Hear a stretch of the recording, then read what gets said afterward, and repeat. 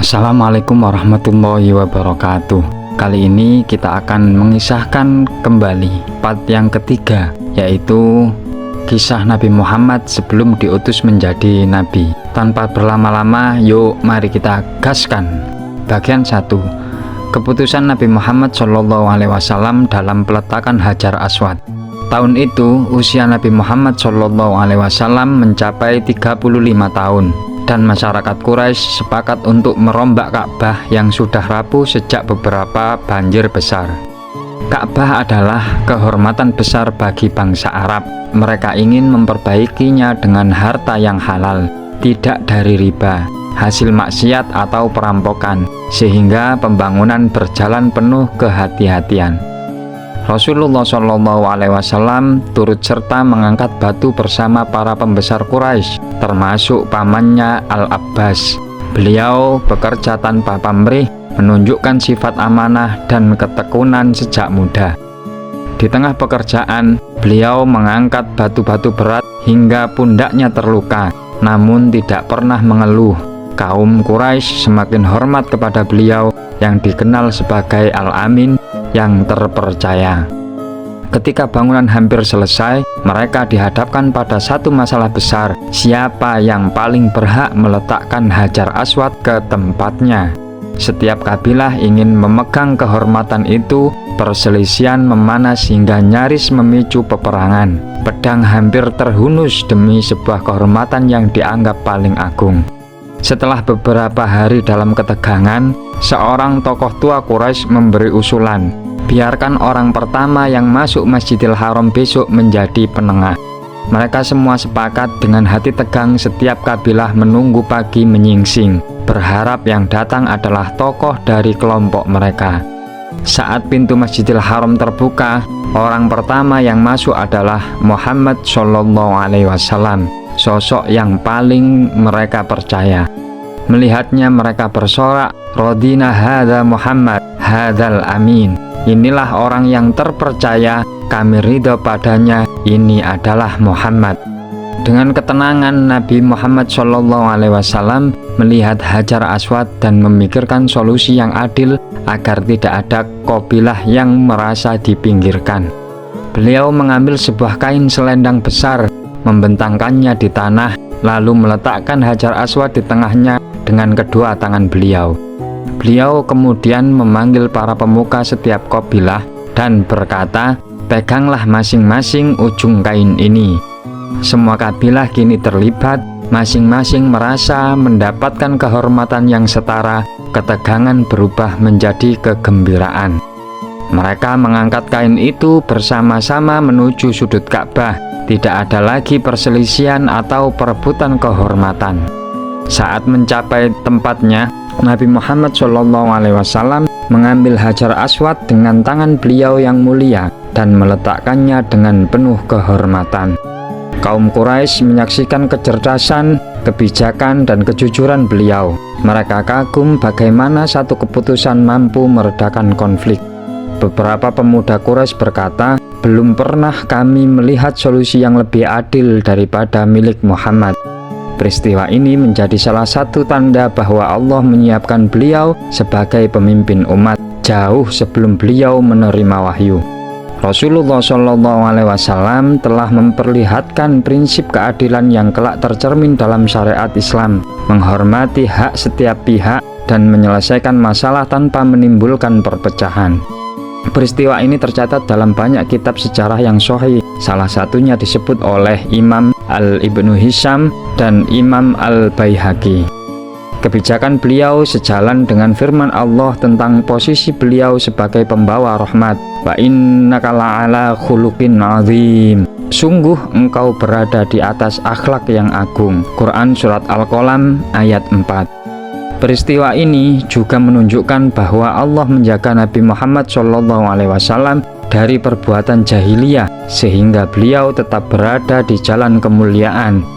Kaum Quraisy pulang dengan hati puas. Mereka menceritakan kembali kecerdikan Muhammad SAW kepada setiap keluarga dan tetangga. Masyarakat Mekah semakin mantap bahwa Muhammad SAW adalah orang yang terbaik di antara mereka, jujur, adil, dan penuh amanah. Setelah itu, pembangunan Ka'bah pun selesai dengan damai. Tidak ada satu kabilah pun yang dirugikan dan merasa dikecilkan. Beberapa tokoh berkata, jika bukan karena Muhammad, kita pasti sudah berperang. Mereka menyadari bahwa penyelesaian beliau adalah penyelamat. Inilah hikmah besar seorang pemimpin, bukan hanya menyelesaikan masalah, tetapi mencegah konflik sebelum terjadi. Kecerdasan, kebijakan, dan akhlak Nabi Muhammad SAW dalam peristiwa Hajar Aswad menjadi pelajaran bagi seluruh umat hingga hari ini. Dan kelak ketika wahyu turun beberapa tahun kemudian, barulah jelas bahwa akhlak agung yang mereka saksikan merupakan cerminan dari seorang utusan Allah Subhanahu wa Ta'ala. Bagian 2. Keseharian Nabi Muhammad SAW sebelum menjadi Rasul. Pada masa sebelum diangkat menjadi Rasul, Nabi Muhammad SAW telah dikenal sebagai sosok yang jujur, amanah, tenang, dan berakhlak mulia. Seluruh masyarakat Quraisy menjulukinya Al-Amin, orang yang terpercaya. Ketika usia beliau mendekati 40 tahun, kecenderungan spiritual semakin kuat. Nabi Muhammad SAW tidak suka lagi menghadiri keramaian jahiliyah, pesta berhala, atau perdebatan kosong yang terjadi di Mekah. Hatinya semakin condong kepada kesucian dan ketenangan. Beliau merasakan dorongan kuat untuk mencari kebenaran yang murni, jauh dari kebiasaan buruk masyarakatnya saat itu. Pada saat itu, Makkah penuh dengan kemusyrikan, penyembahan berhala merajalela, dan kezaliman dilakukan tanpa rasa malu, dan akhlak manusia semakin rusak. Semua ini menjauhkan hati Nabi dari kehidupan umum. Maka Nabi Muhammad SAW memilih untuk menyendiri dari hiruk-pikuk penduduk Makkah. Beliau mencari tempat tinggal yang sunyi, di mana jiwa dapat merenung dan mendekat kepada Allah Subhanahu wa Ta'ala. Tempat yang dipilih adalah Gua Hira, sebuah ceruk dari Jabal Nur. Tempat ini berada sekitar 3 mil dari kota Mekah, berada di ketinggian dan sangat tenang. Di tempat itu Nabi Muhammad SAW merasakan ketenangan mendalam. Setiap detik digunakan untuk merenung ciptaan Allah, mengingatkan ajaran tauhid Nabi Ibrahim alaihissalam, dan membersihkan hati dari segala bentuk kesyirikan. Beliau menjalankan bentuk ibadah yang diwariskan dari kakek moyang beliau yang hanif, yaitu Nabi Ibrahim alaihissalam dan Nabi Ismail alaihissalam. Ibadah itu berupa tafakur, zikir, dan renungan mendalam dalam kesendirian. Dalam sebuah riwayat disebutkan bahwa beliau menetap di Gua Hira selama beberapa malam, bahkan berhari-hari, kadang 10 hari, kadang sebulan. Hadis riwayat Bukhari tentang kebiasaan kholwat sebelum wahyu. Setiap kali bekalnya habis, Nabi Muhammad SAW turun dari gunung kembali ke rumahnya untuk mengambil perbekalan baru, dibantu oleh istrinya yang sangat setia, Siti Khadijah radhiyallahu anha. Khadijah selalu mendukung beliau sepenuh hati. Ia menyiapkan makanan, minuman, dan kebutuhan lain, bahkan menenangkan Nabi setiap beliau ingin memperbanyak ibadah menyendiri. Nabi Muhammad SAW kemudian kembali menaiki Jabal Nur, menapaki jalan terjal menuju gua kecil itu demi mendapatkan ketenangan batin dan kedekatan kepada Allah Subhanahu wa Ta'ala. Di dalam gua itu, beliau menjalani hari-harinya dengan penuh ketulusan. Tidak ada kegaduhan, tidak ada suara manusia, hanya keheningan malam dan cahaya bintang. Beliau merenungi alam semesta, matahari yang terbit dan tenggelam, pegunungan yang menjulang, dan luasnya ciptaan Allah yang menunjukkan kebesarannya. Setiap malam, hati Nabi semakin kuat merasakan bahwa akan terjadi sesuatu yang besar, namun beliau tidak mengetahui apa yang sedang menunggu di hadapannya. Riwayat menyebutkan bahwa sebelum wahyu turun, Nabi Muhammad SAW sering mengalami mimpi yang benar. Setiap mimpi datang seperti cahaya pagi, jelas dan nyata. Hadis riwayat Bukhari. Ini adalah tanda yang diberikan bahwa masa kenabian sudah dekat dan Allah sedang mempersiapkan hati Rasul terakhirnya. Nabi Muhammad SAW tidak pernah mendekati berhala, tidak pernah minum arak, dan tidak pernah terlibat tindakan jahiliyah. Allah menjaganya sejak kecil. Di Gua Hira, Nabi Muhammad SAW mengasingkan diri dari keburukan umatnya. mencari cahaya petunjuk dan mengenali Allah melalui fitrah dan tanda-tanda ciptaannya.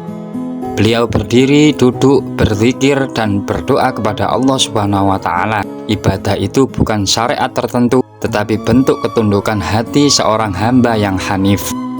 Setiap kali memandang ke langit, Nabi Muhammad SAW merasakan ketenangan yang sulit digambarkan, seolah ada cahaya yang memanggilnya untuk mendekat kepada Rob semesta alam. Pada saat itulah seringkali hati beliau merasakan ketidaknyamanan terhadap kondisi manusia di sekelilingnya, kezaliman, perang suku, dan penyembahan berhala. Tetapi di tengah keburukan itu, beliau tetap menjadi manusia terbaik, lembut, amanah, dan tidak pernah menyakiti siapapun. Semakin hari keinginan untuk menyepi semakin kuat. Gua Hira menjadi tempat terbaik bagi beliau untuk mempersiapkan diri menghadapi tugas besar.